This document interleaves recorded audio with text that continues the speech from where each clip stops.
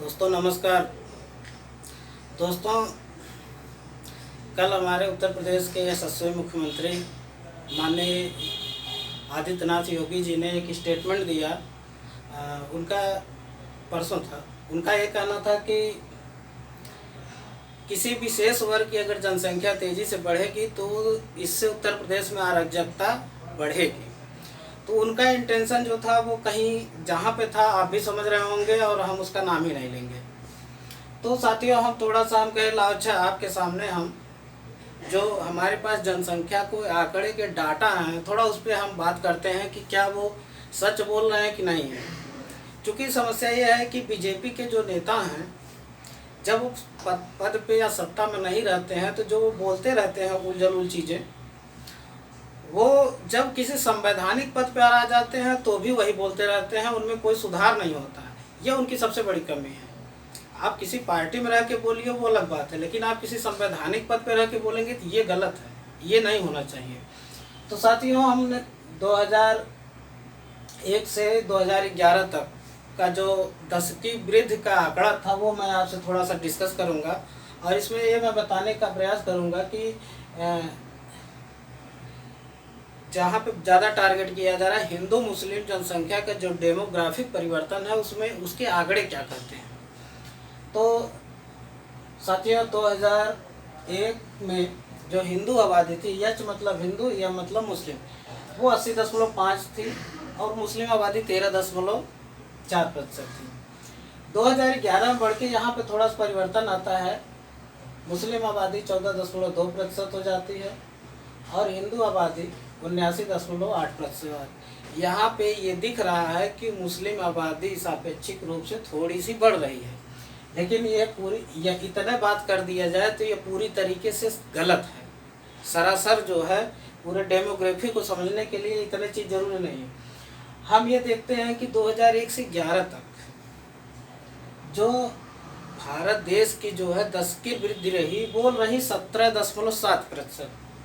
और उस दौरान हम ये देखते हैं कि ये औसत वृद्धि। साथियों, जब हम 2001 से 11 की बात करते हैं तो हमको थोड़ा और पहले जाना पड़ेगा, क्योंकि 2021 के आंकड़े अभी आए नहीं है, कोरोना के कारण जो है उसमें थोड़ा सा विलम्ब हो रहा है, लेकिन हम उसके पहले वाला बता रहे हैं। 1991 से 2001 इस साल जब जनगणना हुई तो जो हिंदू पॉपुलेशन की दशकीय वृद्धि दर थी वो 19.9% थी और मुस्लिम आबादी की 29.3% थी। अर्थात यहाँ पे जो मुस्लिम आबादी का बढ़ने का दर था हिंदुओं की तुलना में 9.4% ज़्यादा था। अब हम आते हैं 2001 से 11 में, यानी 2001 से 11 में जो दशकीय वृद्धि दर है वहाँ पे जब हम आते हैं तो देखते हैं कि हिंदू आबादी की जो दशकीय वृद्धि दर थी वो 16.8% थी, मुस्लिम आबादी की दशकीय वृद्धि दर 24.6% थी। अर्थात असली बात अब यहाँ पे आती है कि जो 9.4% हिंदुओं से ज़्यादा बढ़ रहे थे मुसलमान, वो घट के अब 7.8% पे आ गया। पहली चीज़ तो मुस्लिम आबादी में यहाँ पे गिरावट दिख रही है प्रतिशत के रूप में। एक दूसरे नंबर पे हम बात करेंगे 2001 से 11 में। 2001 से 11 में जब हम इसकी तुलना करते हैं 1991 से 2001 तक की उसकी और 2001 से 2011 तक की जो दशकीय वृद्धि दर है उसका जो अंतर हम देखते हैं तो वहाँ पे एक बड़ी इंटरेस्टिंग चीज़ नज़र आती है। इंटरेस्टिंग चीज़ ये नज़र आती है कि हिंदुओं की तुलना में मुस्लिम आबादी की जो गिरावट दर है वो ज़्यादा है और जहाँ पे हिंदुओं की आबादी की जो घटाव है वो 16.8% थी, यानी कि यहाँ से 19.9 से 16.8 कम करेंगे, यहाँ पे कमी 3.1% की आ रही है।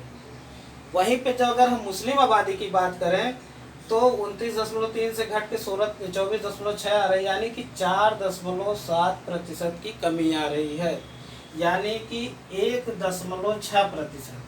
साथियों, 1.6% ज़्यादा मुस्लिम आबादी में गिरावट आ रही, हिंदुओं की तुलना में वो ज़्यादा कमी आ रही है।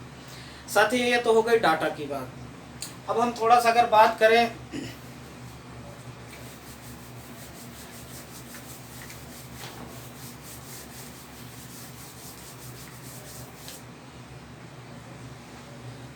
जनसंख्या का संबंध शिक्षा, स्वास्थ्य, रोजगार, इन तीनों चीज़ों से बहुत अच्छे से जुड़ा हुआ है। ये चीज़ सत्य है कि जहाँ तक मुस्लिम आबादी की बात है, शिक्षा दर मुस्लिमों का अभी कम है, उसको बढ़ाने की ज़रूरत है। लेकिन हम करते क्या हैं, उसमें भी अगर शिक्षा में महिलाओं की शिक्षा दर बहुत तेज़ी से बढ़ा दी जाए तो आप जो है जो पॉपुलेशन ग्रोथ है वो तेज़ी से कम हो सकती है। लेकिन आप कर क्या रहे हैं, आप हिजाब विवाद, लव जिहाद, फलाना ढिमकाना, पता नहीं कितने अफवाह फैलाते हैं और ये नहीं चाहते हैं कि मुस्लिम पढ़े या मुस्लिम बच्चियां पढ़ें। अगर महिलाओं का अगर शिक्षा का स्तर बहुत ज़्यादा बढ़ा दिया जाए तो पॉपुलेशन या जनसंख्या का ग्रोथ घट जाएगा।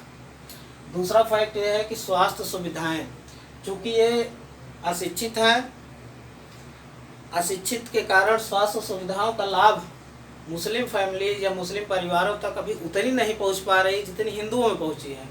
एक कारण शिक्षा है, दूसरा स्वास्थ्य है, और इन दोनों को अगर शिक्षा और स्वास्थ्य जोड़ दिया जाए तो ये रोजगार का भी है कि अभी आप सरकारी नौकरियों में ही देख लीजिए या प्राइवेट क्षेत्र की जो नौकरियां हैं वहाँ पे भी आप देखेंगे तो मुस्लिम आबादी का जो प्रतिनिधित्व है वो कम है।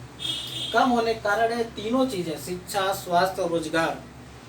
अब रोजगार की बात की जाए, आप जो है बहिष्कार करेंगे, तमाम हिंदू संगठन बहिष्कार करेंगे कि मुस्लिम दुकानों से सामान न खरीदा जाए, मुस्लिम दुकानदार अगर मोबाइल रिचार्ज वाला उसके यहाँ से रिचार्ज न कराया जाए, उसके यहाँ सब्जी न खरीदा जाए, उसके यहाँ से किराने के सामान न खरीदा जाए, तो इससे उसका रोजगार प्रभावित होगा। रोजगार प्रभावित होगा तो ये बताइए, जब रोजगार प्रभावित होगा तो अपने बच्चों को शिक्षा कैसे देगा?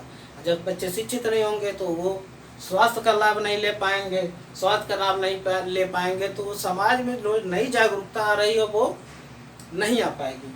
तो मेरा ये कहने का मतलब है कि जो तमाम संगठन हैं मुखौटा ओढ़े हुए हैं, राष्ट्रवाद का जो मुखौटा ओढ़े हैं, एक्चुअल में ये भारत देश के समृद्धि या असली विकास को ये चाहते ही नहीं हैं। अगर भारत देश का विकास करना है तो आपको शिक्षा, स्वास्थ्य, रोजगार, इसमें बिना भेदभाव के, न इसमें धार्मिक भेदभाव होना चाहिए, न जाति भेदभाव होना चाहिए, न ही क्षेत्रीय भेदभाव होना चाहिए। एक भारत श्रेष्ठ भारत की तरीके से अगर किया जाए और ख़ास करके महिलाओं की शिक्षा और स्वास्थ्य पर अच्छे से ध्यान दिया जाए तो जो ये भ्रम फैलाया जा रहा है कि मुस्लिम आबादी बहुत तेज़ी से बढ़ रही है तो ये भ्रम भी टूटेगा। लोग इस डाटा को जानेंगे। डाटा भारत सरकार का डाटा है, मेरा अपना डाटा नहीं है, ये भारत सरकार का डाटा है। इसलिए मैं आपसे बस ये कहना चाहता हूँ, जो भी इस वीडियो को देखे वो आगे तक पहुँचा दे। ये जो गलतफहमी फैलाई जा रही है कि मुस्लिम आबादी जो है हिंदुओं की तुलना में बढ़ रही है, ये गलत है। बल्कि हिंदुओं की तुलना में मुस्लिम आबादी में जो प्रतिशत गिरावट है वो ज़्यादा है, जो डाटा कर रहा है। और आने वाले समय में हो सकता है कि 10 से 20 साल में वो गिरावट हिंदुओं की तुलना में जो है और ज़्यादा हो जाए। तो और ज़रूरत क्या है, बस उनको एजुकेशन दीजिए, स्वास्थ्य सुविधाएँ दीजिए और रोज़गार में उनको बराबर का अधिकार दीजिए। आपको कुछ नहीं करना है। तो साथियों, सजग नागरिक बनिए, अपने अंदर नागरिक बोध लाइए। व्हाट्सएप यूनिवर्सिटी के ज्ञान को आगे मत बढ़ाइए। अगर उस पर ज्ञान आता है तो उस ज्ञान को, ठीक है, आ गया तो उसको कहीं और से उसको पहले आप स्पष्ट कर लो। आप गूगल पे तमाम ज्ञान की चीज़ें हैं, अच्छी अच्छी ज्ञान की चीज़ें हैं। व्हाट्सएप पे या फेसबुक पे आपको जो जानकारी मिल रही है आप उसको जो है वहीं से क्लियर कर लो। किताबें मान लीजिए आप नहीं और उपलब्ध करा पाते या देख पाते हैं तो गूगल से देख लीजिए या और किसी साइट से देख लीजिए। और अच्छा से क्लियर करना हो तो उससे संबंधित किताब देख लीजिए, फिर उसको आगे बढ़ाइए। तो हम आपसे ये अपील करते हैं कि देश के लोगों में जो भ्रम फैलाया जा रहा है उसको रोकिए, नफरत जो फैलाया जा रहा है उसको रोकिए। एक बनिए, एक बनेंगे तो श्रेष्ठ बनेंगे, श्रेष्ठ बनेंगे तो विश्व गुरु बनेंगे, विश्व गुरु बनेंगे तो शिक्षा, स्वास्थ्य, रोजगार, तकनीकी, जो भी कह लीजिए, हर जगह आपका परचम लहराएगा।